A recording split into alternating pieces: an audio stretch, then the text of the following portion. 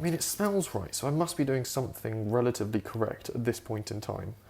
Hello, and welcome to what is not my cramped kitchen, where I'm in fact in a bigger, nicer, far nicer kitchen than usual. We are at home. I've come back from my flat at university. I'm back at my parents' house, as every 22-year-old usually ends up during the summer. Anyway, yes, I'm back. I've got a new little cooking series that's going to be going on. We are going, let's try and think of how we're going to introduce this. Basically, Formula One is back and I'm addicted to it. And I also like cooking. So I figured, why not try and get the two to cross over in some sort of exciting hybrid sort of way. And basically what I'm going to try and do for every week that Formula One goes racing, I'm going to try and cook a dish from the country that Formula One is racing in. Obviously the past 2 weeks we've been in Austria, where we've had the Austrian Grand Prix and the Styrian Grand Prix, and I haven't actually had access to the kitchen. The family has been at home, and usually that means I'm not allowed to use the kitchen, but they are away on holiday. The family have managed to sneak off. Producer Ian is off on holiday, which means that I have complete free range to this magnificent kitchen you see around me, apart from the bit over there, which is off camera, but that's just the dining table. We've got wonderful range oven, we've got some nice work surfaces, a big fridge, a dishwasher. I love having a dishwasher. Coming from a university flat with no dishwasher to having one at home is amazing.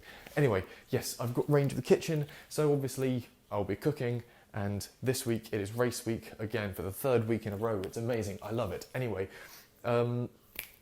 racing is going on in Hungary. In fact, it is Saturday afternoon. It's about, what time is it according to the clock on the oven? It is just gone 3 p.m, which means that qualifying is just finished. I've been listening to the qualifying and it looks like we're going to be in for an interesting race. Amazing job from Williams. This is the first time since, I think, Italy 2018 that they've had both cars make it into Q2. Fantastic performance from my boy George Russell.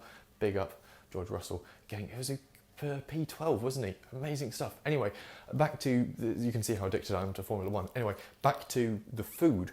We're in Hungary, and what better dish to make than goulash?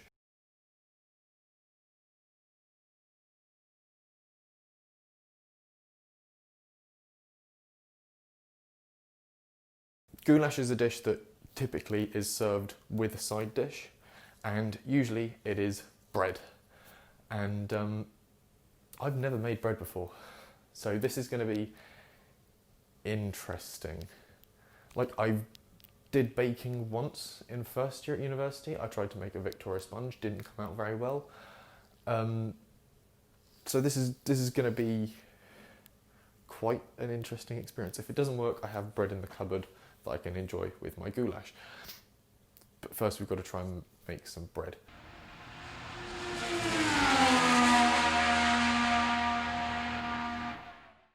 Cooked goulash before.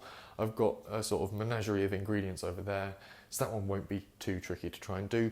But first we're going to start with the bread, because as any good baker knows, you need to leave it to prove for a bit before you actually bake it. So we're going to make it and prove it, and while we prove it, we'll start on the goulash, and then once the goulash is underway, we'll go back to the bread and actually bake the bread, and once the bread's finished, the goulash should be done, and it should all tie together rather well. Apart from the fact that I've A, never made bread before, and B, never used this oven before, so we'll see.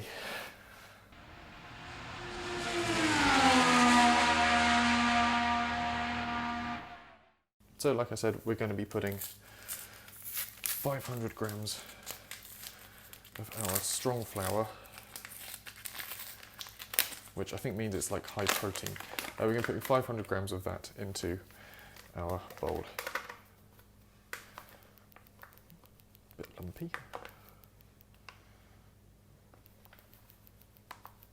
And this should make one large-ish loaf. So if you can see the numbers on the screen, 460, 470, 480, 490, 498, 501, 500. That's settled at 500. So next up it was 2 TSP is teaspoon, isn't it? Yeah, 2 teaspoons of salt. Oh, we've got proper teaspoons somewhere.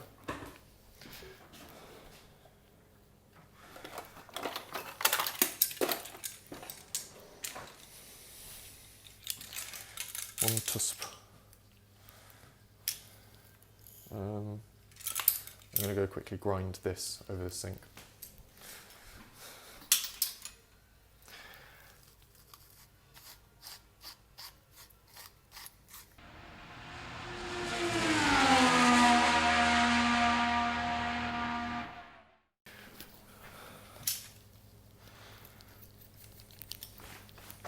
Two.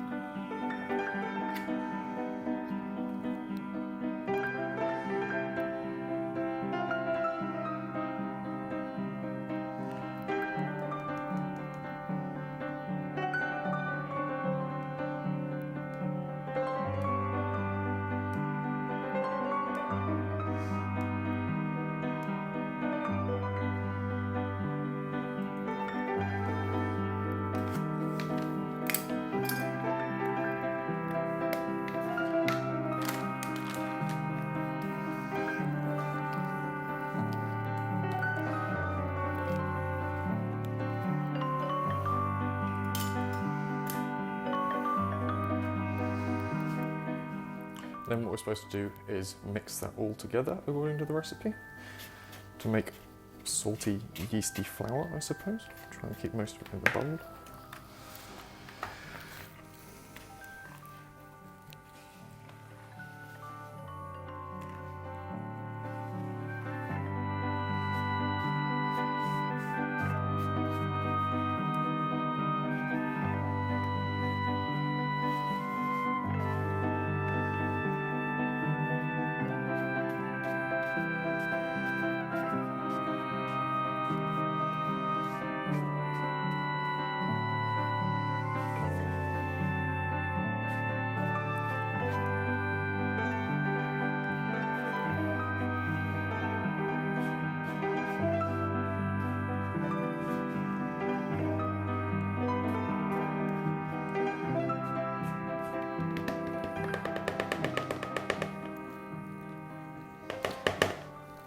Okay, so we've got our flour, yeast and salt mixed together. What we've got to do now is make a well in the centre, add 3 tablespoons of olive oil and 300 ml of water.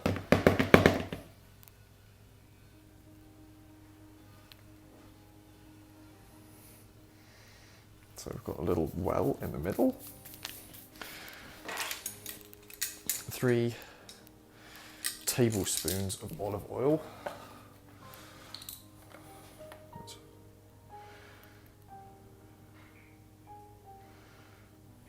1, 2,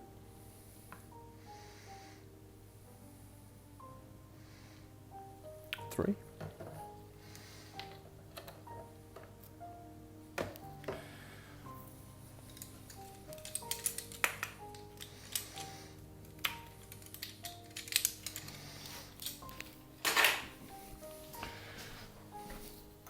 And 300 ml of water.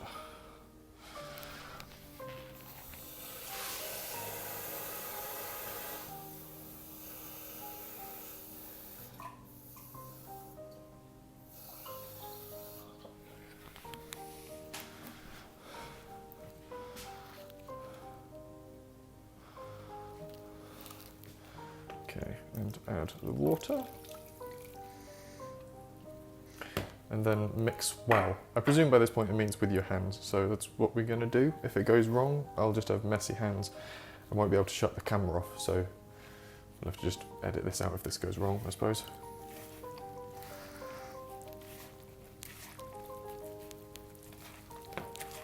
Alright, it seems to be going like dough.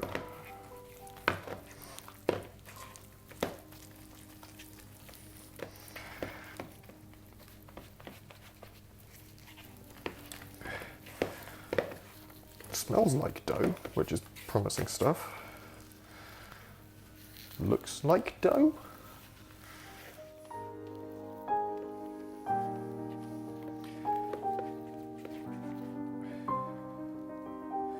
It's coming off my fingers quite a lot, which is promising. It's starting to clump together.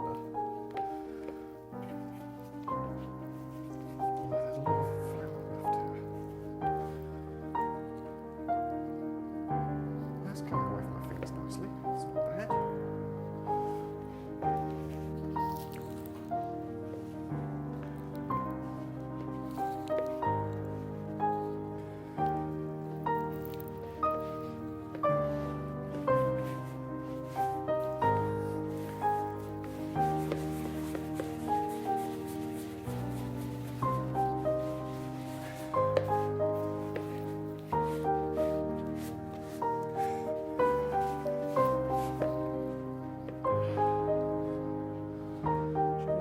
With a dough hook really to have probably done this, but oh well.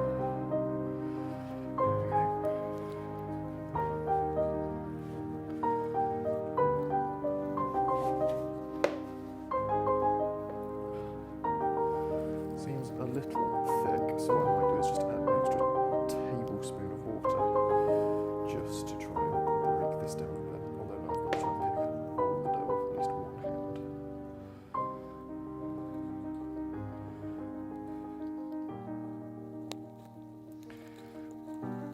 I did not think this through at all. Cock.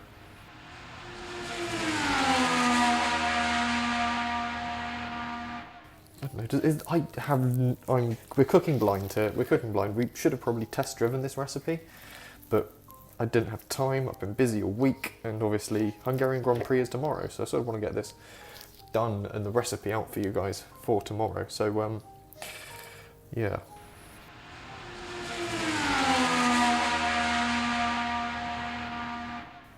Is that lightly floured? I don't know. Does that count as lightly floured? I don't know. Let's move that and that out of the way for a second. I don't know. Here we go. We'll see how this works.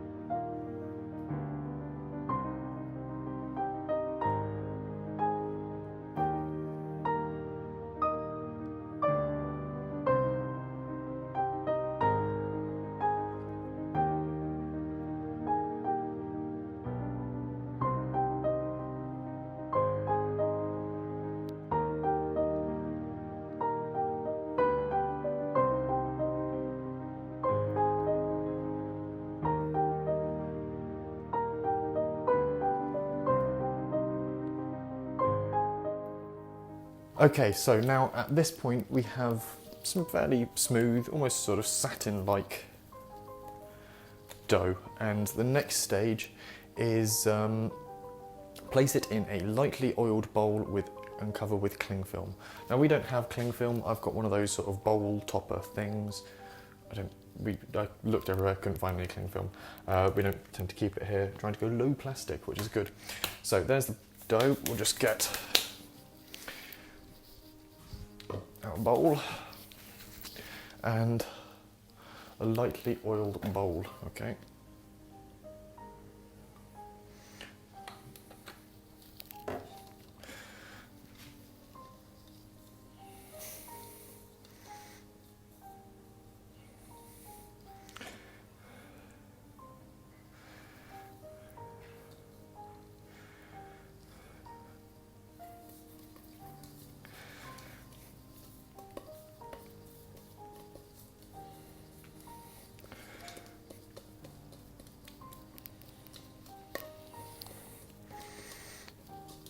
Okay, one lightly oiled bowl just there.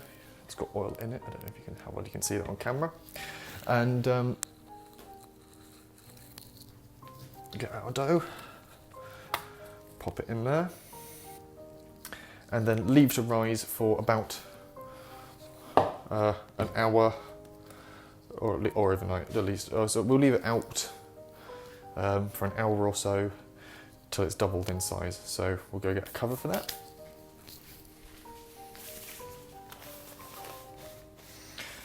It's not brilliantly airtight. See if we can find some cling film.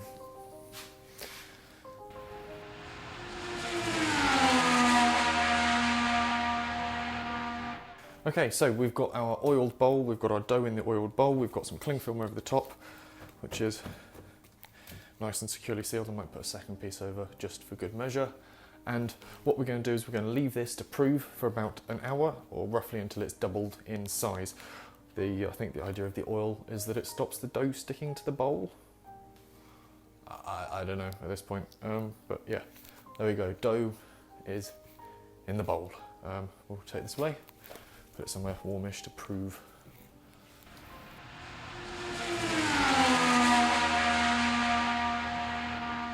Okay, so the bread is now back there in the pink bowl. It is proving away. We're going to leave that to sort of double in size. It'll take about an hour. What time is it now? It's about just gone 4 o'clock-ish. It's taken us an hour to get to roughly that stage. We started just after qualifying, finished at 3 o'clock here. So the bread is proving away. While the bread proves away, we've got enough time to start putting together our goulash. And goulash is made up of 2 things almost exclusively. Beef. This is from a fancy supermarket, as I'm no longer on a student budget. I'm at home, I have a slightly more engorged budget. So we've got some beef, we've just got diced braising steaks. Brilliant thing with goulash is it's designed to be quite a thick and sort of longish cooked sort of stew. So you can start off with a slightly tougher cut of meat. You don't have to worry too much about getting a really soft, succulent fillet. Instead, you can start with just about any sort of chunk of beef. So we've actually got 2 packets of our beef, which we're going to stew down with the thing that makes goulash and not just beef stew, and that is paprika. I picked up some smoked paprika. I really like the sort of heavier flavour that smoked paprika delivers, and that's what we'll be using to make our goulash. Obviously you also use a bit of butter, you've got some onions, a bit of garlic going in there. We'll chuck in some parsley, bay leaves, tomatoes, beef stock, just to give it a really nice rich flavour. Traditionally it's done with, you finish it off with sour cream. I don't have any of that, I don't like it. I like mine quite plain with a sort of very hearty flavour. I don't want to sort of add that creamy tang to it. So let's get on with making some goulash.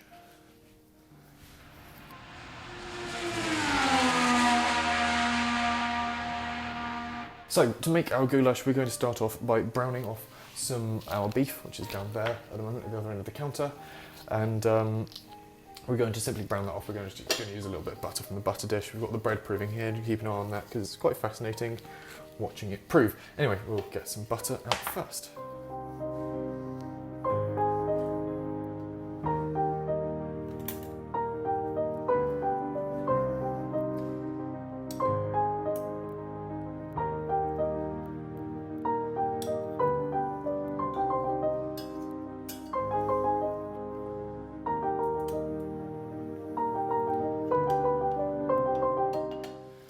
got our butter in our pan. We'll just leave that to melt down.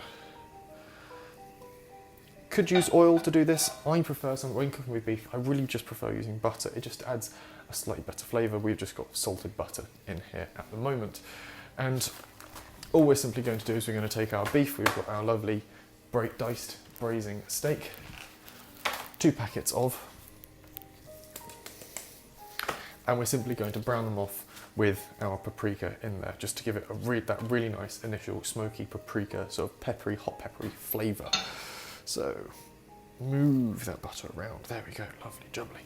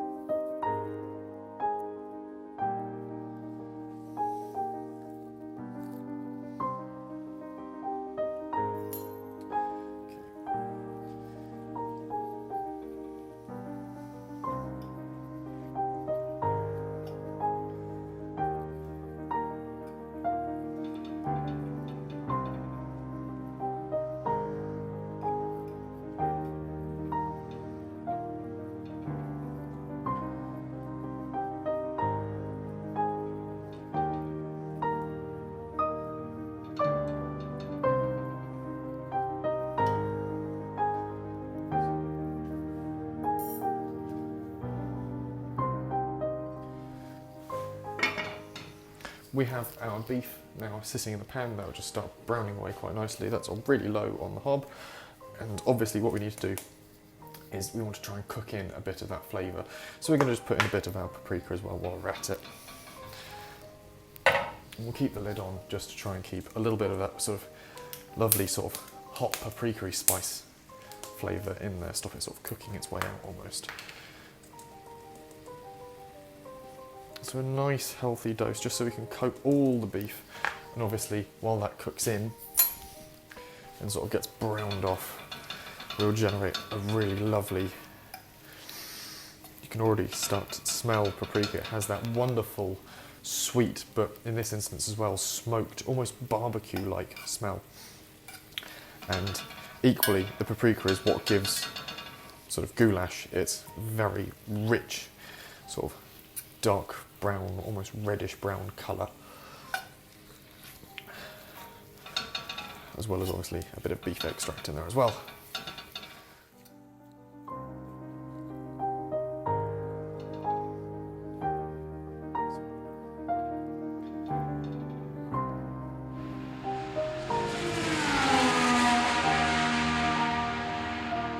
So the vegetables I'm going to be putting into my goulash, not necessarily a traditional blend. We've got 1 brown onion, we've got 2 red onions sitting behind it.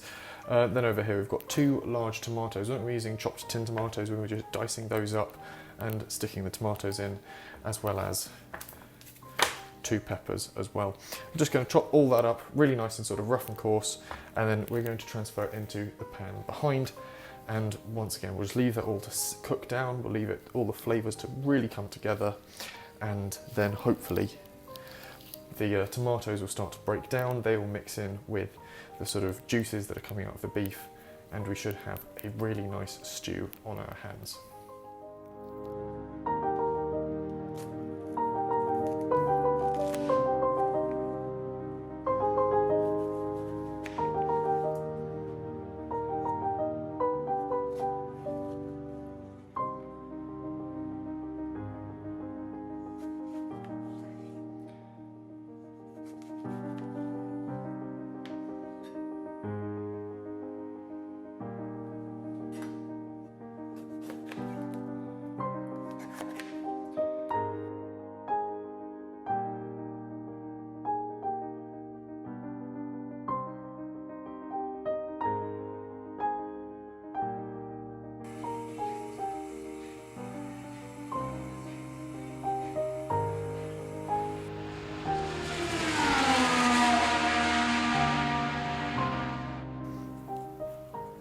Okay, the goulash is now going away on the hob. That is bubbling away quite nicely. We'll just give it a stir. You might be able to spot it or see into the pot on camera.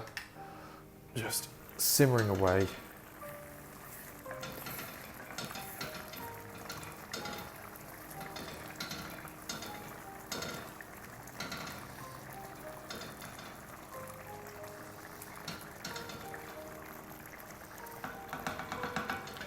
Very nice.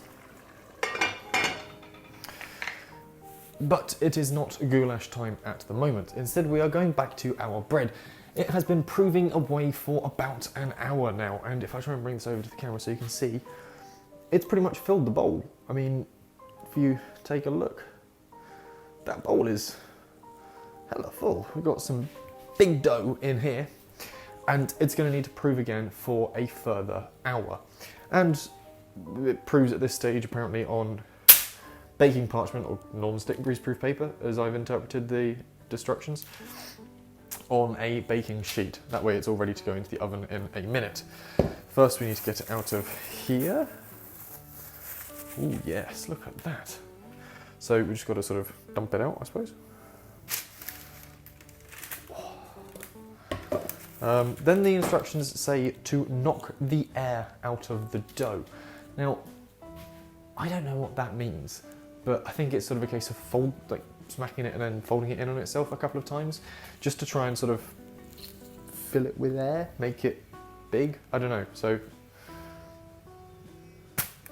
ooh, we've got us a new texture.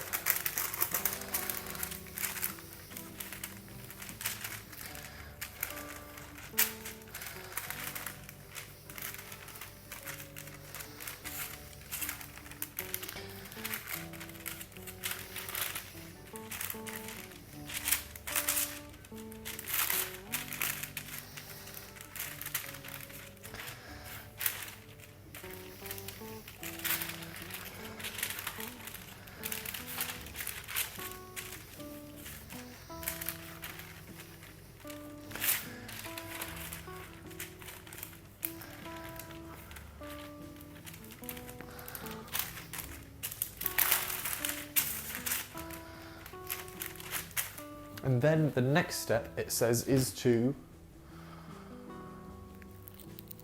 gently mould the dough into a ball, which we've got quite a lot of dough, so this is going to be a very big ball. So I'll just fold it in on itself a couple more times.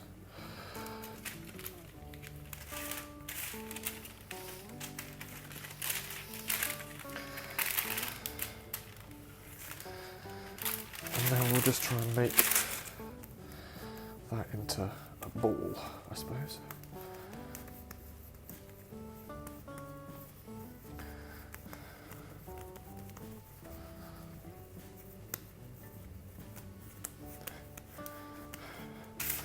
Line up our baking sheet again, and we'll pop it down.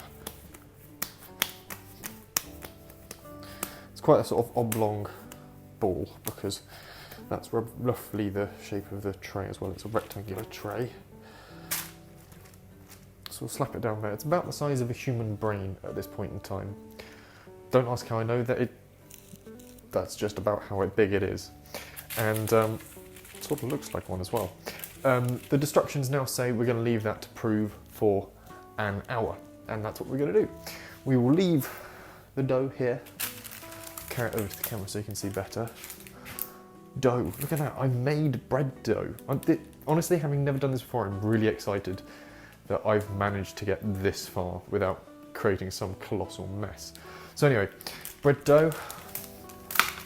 We'll leave that here to prove for a bit. And then once that's proven, we will be able to stick it in the oven to bake, which I think takes about half an hour. We'll keep the goulash simmering away on the hob, and we should have food ready in about an hour, which is good, because I'm absolutely Hank Marvin.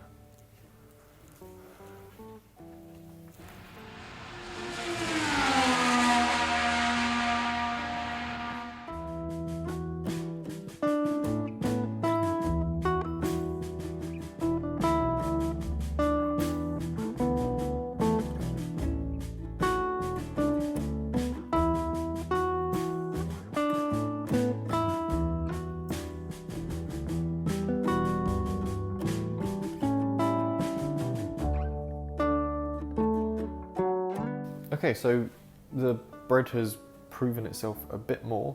We've got two final steps before we stick it in the oven. The first thing we've got to do is just dust it down. I suppose we can do it like that. Might be a bit of a heavy dusting, but we'll see how this goes. Dust it with flour.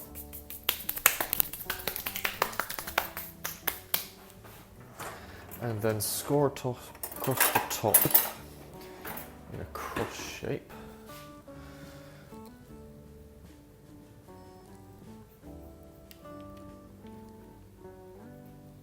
Sort of like that, I suppose.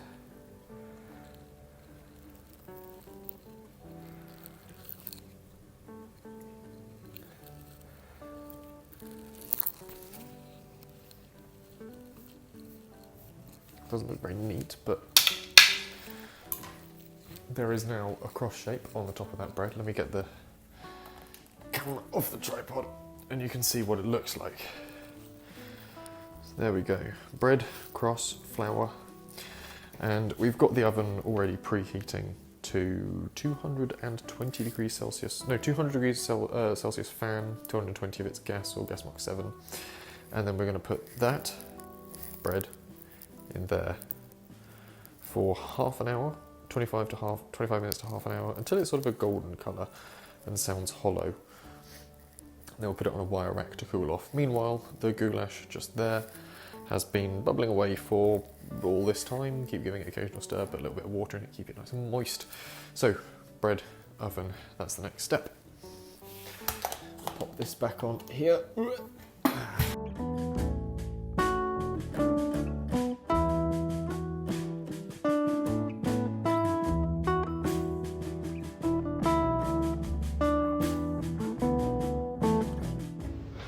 Okay, so it has been about 25 minutes.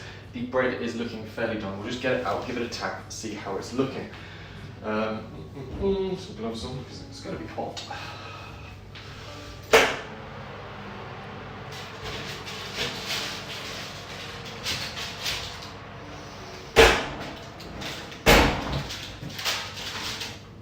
I mean, it looks like bread. It sounds hollow.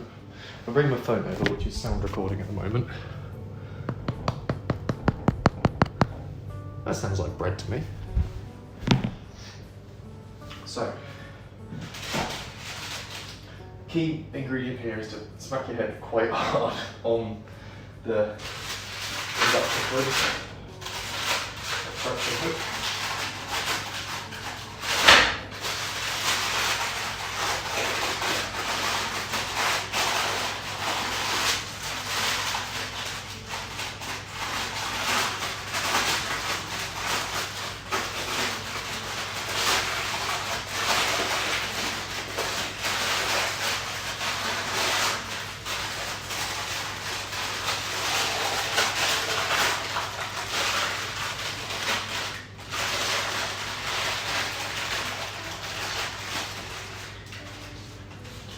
bar one bit underneath. The greaseproof paper has come off fine. We'll pop that on the drying rack, cooling rack there. And we'll lift the lid and see what the goulash looks like. That's been... looks beautiful. Oh. It smells fantastic. Sadly, this isn't smell-o-vision, so you can't tell that. Oh, there's this lovely, sweet, sort of peppery smell coming from the paprika. And then there's a slight beefy tang where we put in a bit of beef stock, some pork grill. Whereas that's just been simmering away on the hob for like 2 hours almost. And the beef is just sort of breaking up under a wooden spoon, so this is going to be lovely and soft. Okay. We'll leave that for a few minutes more, just over there, with this, it all coming together really. Can I bake bread without completely cocking it up? Well, we're going to find out.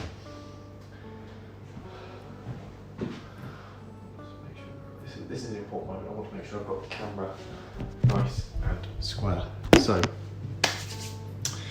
here we go, bread. It's not too hot. Move the cooling rack just away from it.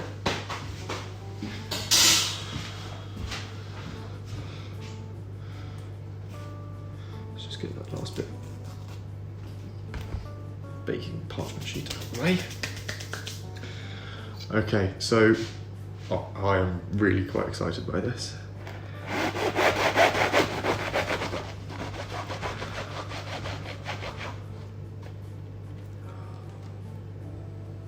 Would you look at that? Look at the... that is beautiful. I am so proud of that. Let's just get another...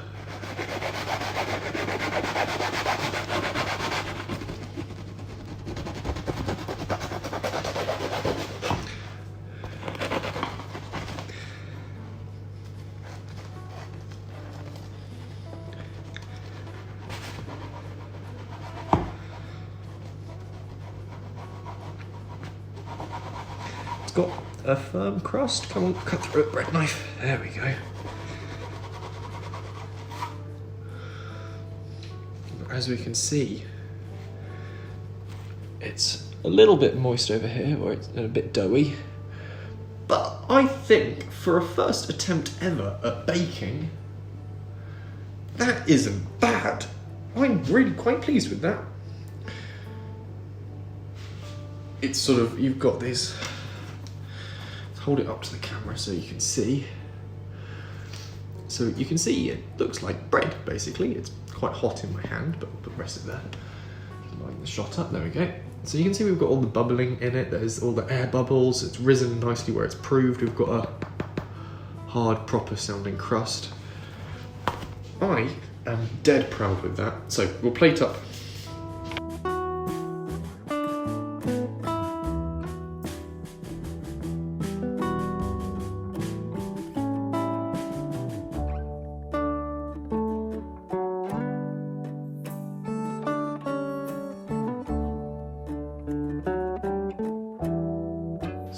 It's time to tuck in, see how this tastes, see how my first loaf of bread tastes, see how the goulash tastes. I'll move the beer out of the way. Beer pairing with this one. Ideally I would have gone for something Hungarian, couldn't find anything Hungarian in the supermarket, so the closest I managed to get was this rather nice Weiss beer from Germany. It's just a Franziskaner Weiss beer. Usually you want to go for like a darker lager. This is a fairly dark lager, it's not super sort of pale, but equally you'll notice it's cloudy. It's not completely clear like many beers are. That's because it's a Weiss beer or a Weiss beer. They're usually served cloudy and beautiful as ever. The question is the goulash. So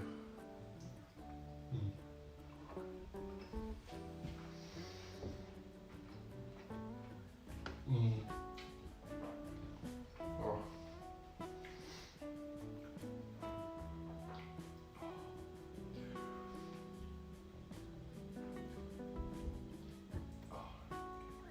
for some. Closest I've had to having proper Hungarian goulash is when I had goulash in Vienna 2-3 years ago, I think it was. This tastes pretty much spot on. You have this dark, rich beef flavour backed up by the sort of sweet pepperiness of the paprika. You could have put in even more if you wanted to. And it's beautiful. It's this lovely sort of dark red colour. And the meat just crushes and breaks under your fork. And as you sort of chew through, you get that sweet peppery taste come through. And because I've used smoked paprika, you get this tail off at the end of this lovely barbecue smoky flavour, and it's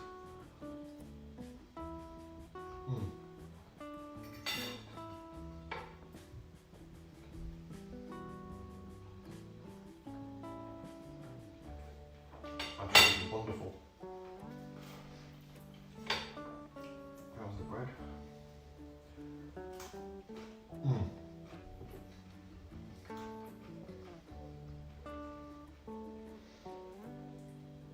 The crust has a lovely solid crunch to it.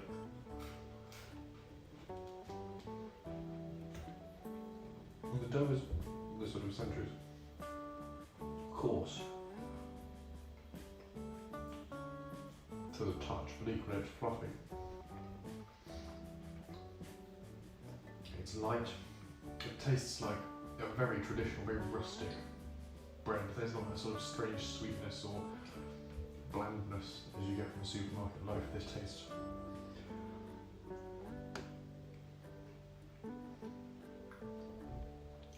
just divine. I can see why people get addicted to baking. This is the reward from this is beautiful. No, this is fantastic. And I've got some left over. So brilliantly, I can sit down tomorrow, because obviously I'll film this on a Saturday. Tomorrow, race day.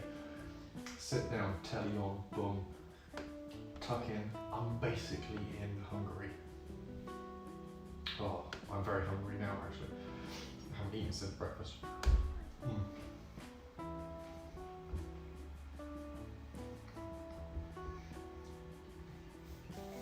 Right, there we go. This has been the first episode of Formula Food.